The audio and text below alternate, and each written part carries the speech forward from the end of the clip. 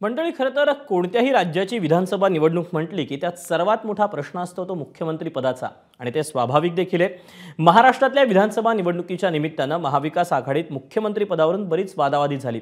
महायुतीत मात्र तुलनेनं त्या मुद्द्यावरून शांतता आहे। निवडणुकीनंतर एकत्र बसून ठरवू असं महायुतीतल्या तिन्ही घटक पक्षांचे नेते आधीपासून सांगतायत। अर्थात भाजपमध्ये मुख्यमंत्री पदावरून अंतर्गत पातळीवर काहीतरी शिजतंय की काय अशी शंका अधूनमधून येते। पण यात सगळ्यात एक नवा ट्विस्ट आणलाय, आणि तो आलाय तो देवेंद्र फडणवीसांच्या एका वक्तव्यानं, आणि त्यावरून रंगलंय नवं राजकारण। सगळं प्रकरण काय पाहूया। मंडळी, आज घडीला महाराष्ट्रात तरी प्रत्येक राजकीय पक्षाचा हाच मकसद आहे, मुख्यमंत्री पद।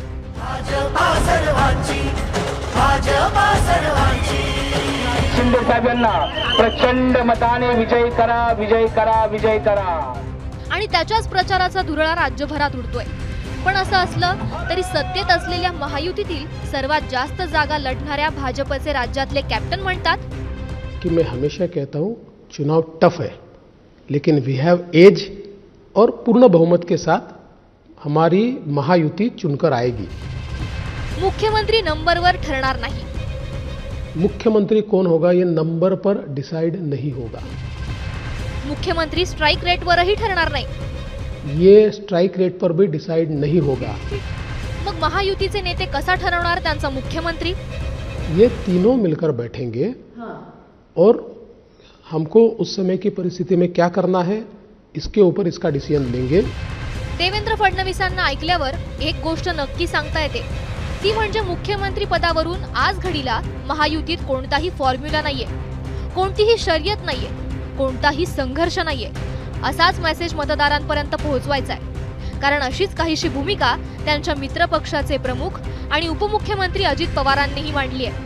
भी ऐसा कोई भी जवाब नहीं देने का, अभी 20 तारीख नजदीक आ रही है, ऐसा जवाब देने का हमारी महायुति 175 से कैसे आगे जाएगी, और वो हम आगे जाके ही दिखाएंगे।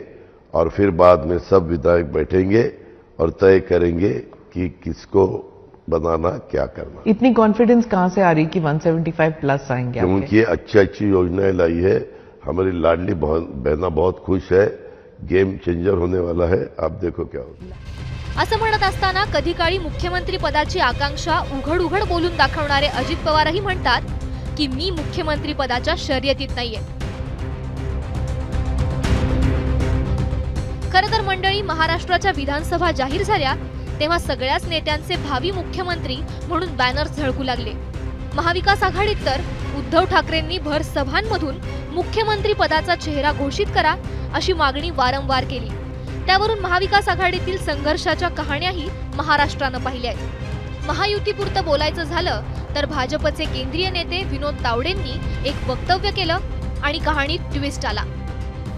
महायुती निवडणूक एकनाथ शिंदेंच्या नेतृत्वाखाली लढवते।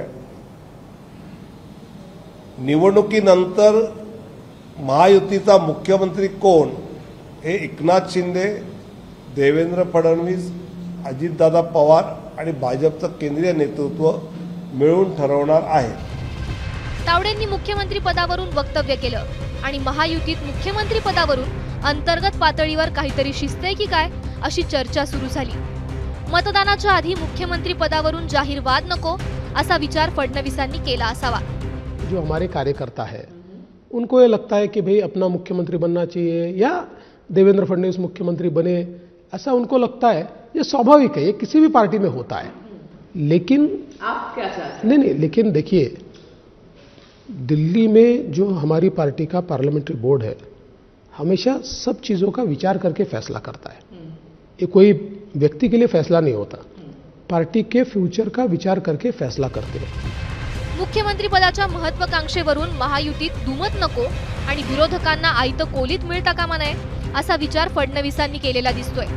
तर मुख्यमंत्री पदाच्या शर्यतीत कोण कोण हे 23 नोव्हेंबरच्या दुपारपर्यंत स्पष्ट होईल, कारण बहुमत महायुतीला मिळतं की महाविकास आघाडीला हे तेव्हाच कळणार आहे। ब्युरो रिपोर्ट, एबीपी माझा।